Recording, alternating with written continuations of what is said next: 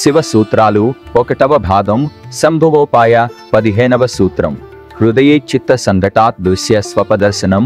మనస్సును దాని కేంద్రములో ఉంచడం ద్వారా అవగాహన చేసుకును శూన్యతను గ్రహించవచ్చు. ప్రసాద్ భరద్వాజ. చైతన్యంతో మనస్సు కలిసి ఉన్నప్పుడు కనిపించే ప్రపంచం స్వప్న స్థితిలో ఉన్నట్లుగా కనిపిస్తుంది. ఇక్కడ వస్తుమయ ప్రపంచం ఉనికిలో ఉండదు అని సూత్రం చెబుతుంది.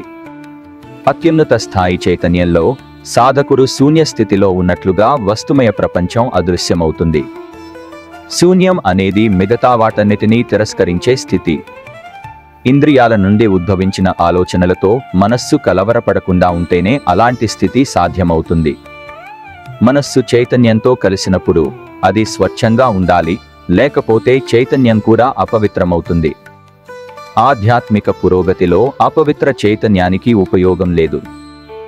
ఆధ్యాత్మికత యొక్క ముఖ్యమైన సూత్రం పరమాత్మతో ఏకత్వాన్ని స్థాపించగల సామర్థ్యం. ఒక యోగి మరియు సాధకుల మధ్య వ్యత్యాసం ఒకరి అంకిత భావం మరియు సాధన అభ్యాసం. స్వప అనే పదాన్ని శివుడు ఎంచుకున్నాడు, కారణం లేకుండా కాదు. ఈ సందర్భంలో స్వప పదం శూన్యం అనే ఉద్దేశ్యంతో ఉపయోగించబడుతుంది. స్వప యొక్క సాహిత్యపరమైన అర్థం సూత్రం 9లో చర్చించబడిన కలలు కనే స్థితి. కలలు కనే స్థితిలో మరియు అంతకు మించి వస్తుమయ ప్రపంచం యొక్క అనుభవం వేరు చేయబడి అనుభూతి చెందేవారు మరియు అనుభవం రెండూ లేని శూన్య స్థితికి దారితీస్తుంది. యోగి విషయానికొస్తే అతను మెలకువగా ఉన్నప్పుడు కూడా ఈ దశలను చేరుకోగలడు. అతను మెలకువగా ఉన్నప్పుడు కూడా తన మనస్సును వస్తుమయ ప్రపంచం నుండి వేరు చేయగలడు, దానిని చైతన్యంతో ఏకం చేయగలడు. అతను ఇప్పుడు విశ్వజనీనత మరియు ఏకత్వం యొక్క స్ఫూర్తిని అర్థం చేసుకున్నాడు. అతను ఇంద్రియాల ప్రభావాన్ని విస్మరించగలడు.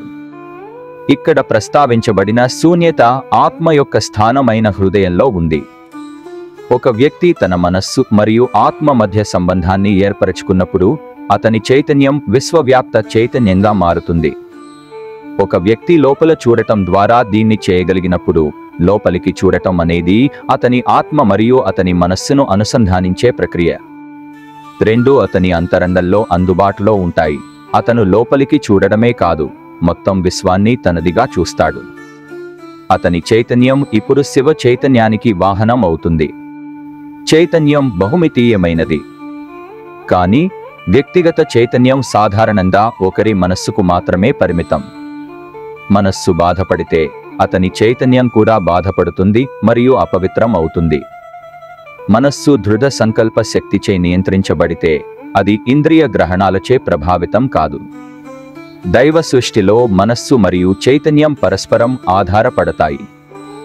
దివ్యాత్మ సహచరులారా, ఈ శివసూత్రాల ద్వారా చేసే మన ఆత్మిక అవగాహన ప్రయాణాన్ని తరువాతి సూత్రం యొక్క వీడియోతో కొనసాగిద్దాం.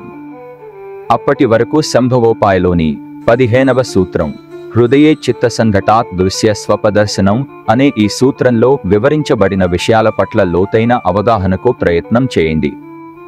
ఓం నమః శివాయ.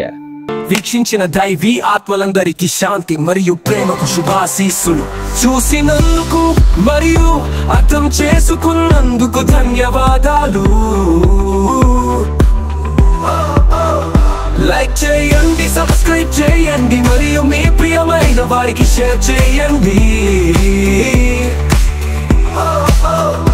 భవిష్యత్ పోస్టుల సూచనల కోసం బెల్ చిహ్నాన్ని నొక్కడం మర్చిపోవద్దు. భవిష్యత్ వీడియోల కోసం చైతన్య విజ్ఞానం యూట్యూబ్ ఛానల్ ని చూస్తూ ఉండండి. ప్రసాద్ భరద్వాజ.